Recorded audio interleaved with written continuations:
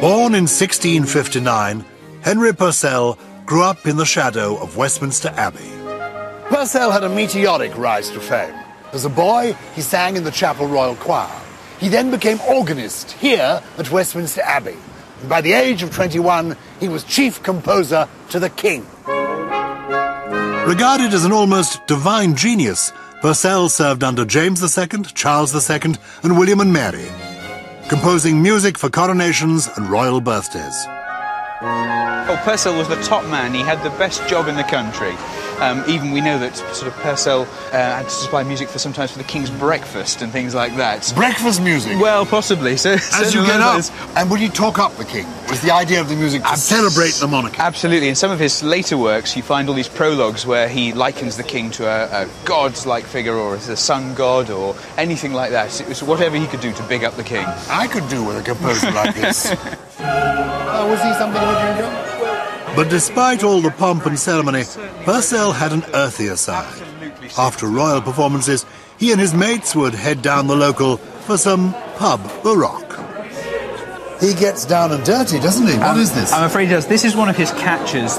I suppose they're like pub songs, really, pub rounds, and it's got filthy words. So I can show you this. It is vulgar, yes, put it mildly. So you see, in the first line we have belch. You actually have got to belch? I'm afraid so.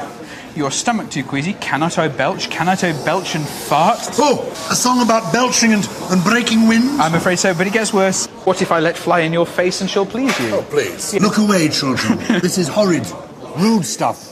What is extraordinary is here is the man who is a court composer, but also had the common touch that the people liked. I quite agree. I think that's exactly what he was very good at. Despite Purcell's fame, fortune often eluded him.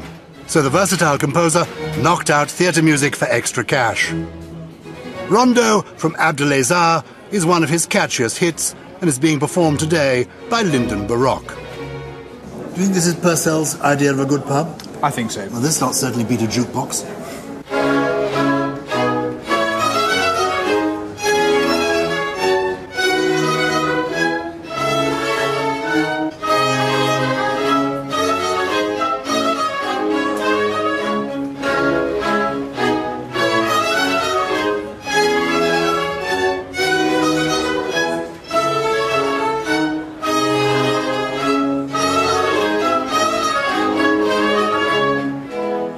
Lovely stuff.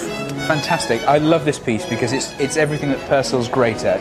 It's folk music, folk influence, and you've got that courtly dance rhythm that makes it such an impressive piece of music. And it stands the test of time. It certainly does. And of course it became such a popular piece. It's influenced hundreds of people. But the most famous influences are Benjamin Britten. He used it for his theme of The Young Person's Guide to the Orchestra. And Purcell in general influenced all sorts of people, including The Who. Features at the beginning of Pinball Wizard and an echo of Purcell. Pinball Wizard? See, perfect pub music.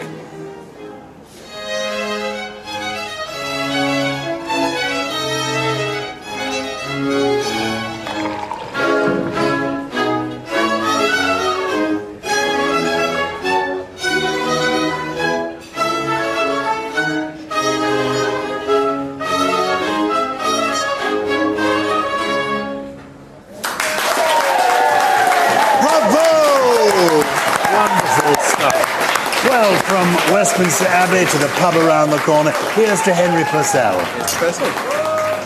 Purcell died young, aged 36. One theory is that he caught a chill after his wife locked him out for being drunk. Purcell's music was so highly regarded that he was buried next to the organ here at Westminster Abbey. He had a rare gift, the ability to touch the hearts of kings and commoners alike.